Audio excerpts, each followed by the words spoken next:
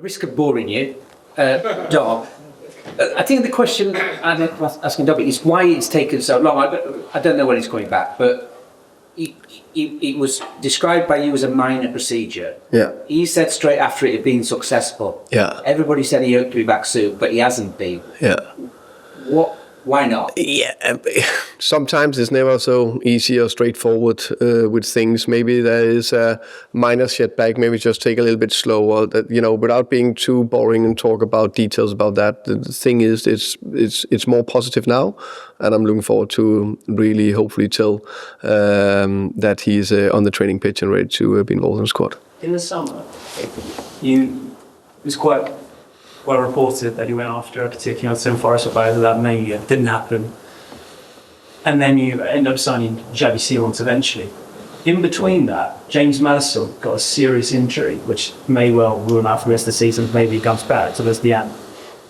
Was there any part of you that was slightly frustrated that Spurs didn't go for two playmakers in some, given that they were after one when Maddison was fit, and you only got one in the end after your age? In general, I said that before. I'm happy with signing off both Kudus and Xavi Simons, and as the two big offensive profiles, Matty as well. We extended that, converted the loan to a permanent. So that bit I'm very happy with. There's a lot of rumors and if and buts and everything. Right now, I have a squad. In many ways, I'm quite happy with. There's of course things we always like to look into to improve, which I will keep for myself. But no, I'm happy, and I think both Kudus and Xavi have shown what they are capable of, and they're showing it more and more now. It feels like you've got a really exciting young team that's emerging, particularly in midfield. You've got those three gems really. I mean, Archie, Lucas, Xavi. I think a lot of fans are wondering when they can all play together. But when we look back at Mauricio Costachino, when he built something here back in the 2010s, he had a really young, exciting team that were able to grow over the years. Is that what you see with this crop? Not just those three, you've got Kudus, pretty young, and do you see a team that can grow together and really become a full? Yeah, definitely. I think it's part of more or less any successful team or club. It is a team that's grown together. There's a core of players that either have a specific age where they can add level to the next 1, 2, 3, 4, 5 years. And you say a good example of, let's say, Xavi, Archie and Lucas. They're 19 and 22, I think. So that will be 24, 27, the peak age in 5 years' time.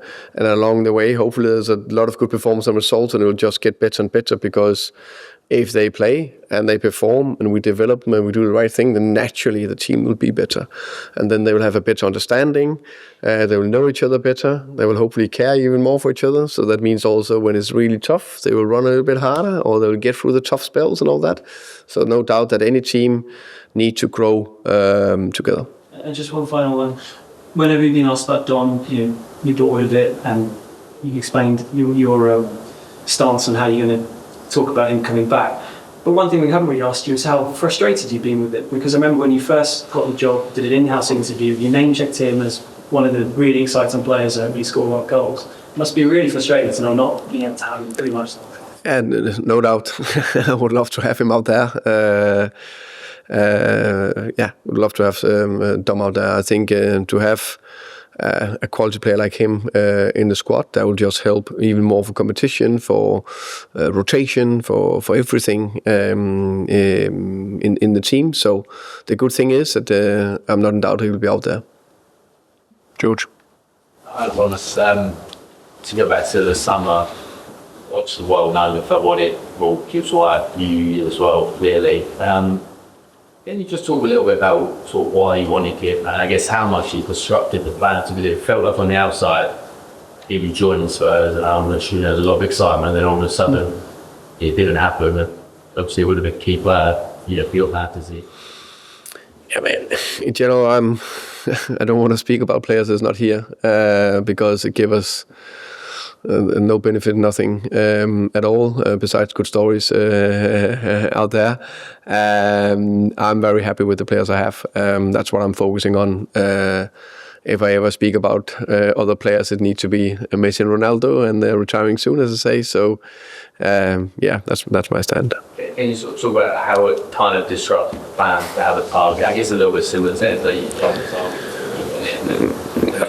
I think not about that specific situation or whatever we talk about other players. I just think in general, every position we have more players on the list for every position, for right back, centre back, number 6, goalkeeper, right winger, whatever.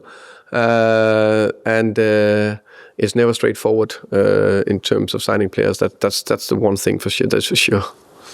January is obviously around the corner. Have you kind of had sort of more formal meetings with Cabio, and you have quite this point about the plans of January? You hope for that he's going to be moved.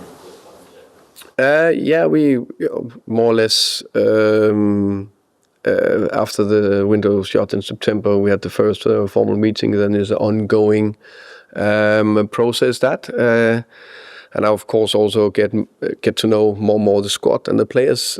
So one thing is the daily interaction. I also have seen a lot of games live, watched them back, and you see all the small good habits and bad habits from the players, what you can try to affect, what you can try to, that'll be tricky, how the relationship is. So that knowledge get us closer and closer to know what we want. Do you feel like, if you want signings in January, you will have to get it, and would you like it as early as possible, I guess? Yeah, of course. I think we'll definitely be in the market, no doubt about that. We want them as early as possible, like every other time. Let's see if we can have them before the 31st of Jan. Jay, to finish, please. Hi, Thomas. On Tuesday, it looked like Jed was moving into central areas quite a lot. Just wondered if you could explain why he was doing that, and maybe if we'll see that more going forward. Yeah, I think as part of we knew that they were man, so we had to move them around. Jed was the higher of the fullbacks in a quite flexible role to try to run off his marker and create space both for the outside for Wilson and also have an opportunity going in behind. And I think he actually solved that role quite well. And I think it's also a thing you will see more and more in modern football when team goes man, which team does more and more, especially in the high pressure. And that's some of the movements you can do because often it's a winger that is tracking the fullback. Wanted to ask you about the Under-17 World Cup in 2011. Yeah, it was a while ago. I remember a bit, yeah. What can you remember about Denmark's game against Ivory Coast? We lost 4-2. I think we went 1-0 down. And back to 1-1. I think there was one player scoring 4 goals for Ivory Coast, unfortunately. I can't remember his name, unfortunately. But it was one player who scored all 4 goals. Can you remember why he scored 4 goals? Why was he so difficult to come up against? Maybe he was physically strong, unbelievable. Yeah. Did you know that he then joined Spurs? Yeah, probably was something near ringing a bell here. Yeah. Okay. Find out. I'll find out. Yeah. To be continued. I like that. We'll leave it there. Yeah. Thank you. Thanks, guys. Thank you, guys.